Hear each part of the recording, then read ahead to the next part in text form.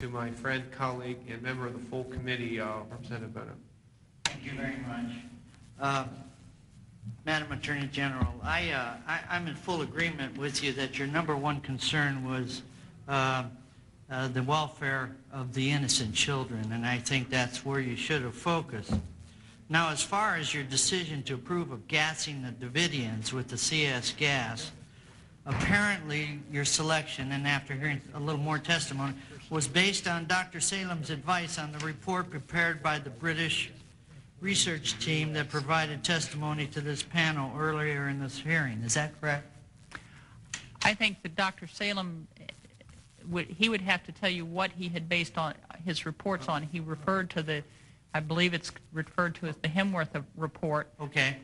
But he also expressed to me what he had done in terms of trying to find But basically, you base your testimony off of Dr. Salem. I don't base my testimony on Dr. Salem. My testimony is that I consulted with Dr. Salem as part of the process to try to make sure that I did everything to ensure that the gas would not produce permanent harm to children or the elderly. Was that the only study you did? That was the person that I talked to. I also consulted because they were there at the same time with the commander. Part of the British study that was testified here, they gave us descriptions of symptoms of overexposure of the CS, producing excessive salivation, congestion of the nose wall and the pharynx, a feeling of suffocation, and first and possibly second-degree burns in sensitive people. The report further quotes the U.S. Army Chemical Research and Development Center that they know of no laboratory studies that have ever been conducted with CS that have been utilized on children as subjects. They also state that the Army databases contain virtually every study on CS that has ever been conducted by any government or private facility in the world. Knowing that your first concern was for the children, I find it difficult to understand how after extensive, exhaustive research you fail to uncover the following information that I uncovered in just one day. A report contained in the Journal of American Medical Association dated August 4th, 1989. That states, I quote, inhalation and toxicology studies at high levels of CS exposure have demonstrated its ability to cause chemical pneumonitis and fatal pulmonary edema. According to an ear and nose and throat surgeon that I talked to, pulmonary edema is caused when the mucous membrane is irritated. It secretes mucus, which in children and infants plugs up the bronchi.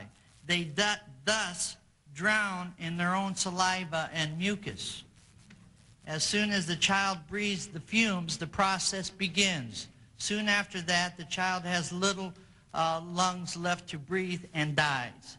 I find it impossible to believe that the most powerful law firm in the country, the Department of Justice, at your disposal, you could not find this information out that I found out in one day with 2 staff members. I recall you saying that the buck stops here, but this information is here. It wasn't that hard to obtain. I talked to a few doctors. Edema is well known. The danger of edema and CS gas is pretty well known with just about every physician. So I can't believe that you did extensive studies on this and didn't come up with the same data that I came up with in merely one day. And I can promise you that I could come up with a lot more. So I'm sorry to say, Madam Attorney General, that I think you failed there. And if you care to respond, please do. But I think that it's a responsibility of the Attorney General to, in cases like this, to research every bit of evidence. And if there is contra evidence, then the error should be on the side of the children. Sir, what we did was to consult with the foremost toxicologist in the country Subsequently, other people raised the concern. We consulted with other experts trying to pursue every possible lead, and we will continue to.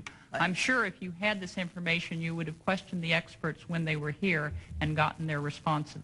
I understand that, but that's not an answer. I'm sorry. I mean, you only talked with Dr. Salem. My point is I'm sorry, sir. There were several people that had this information, and that should have been researched Mr. Bono, before they were your gassed. time has expired.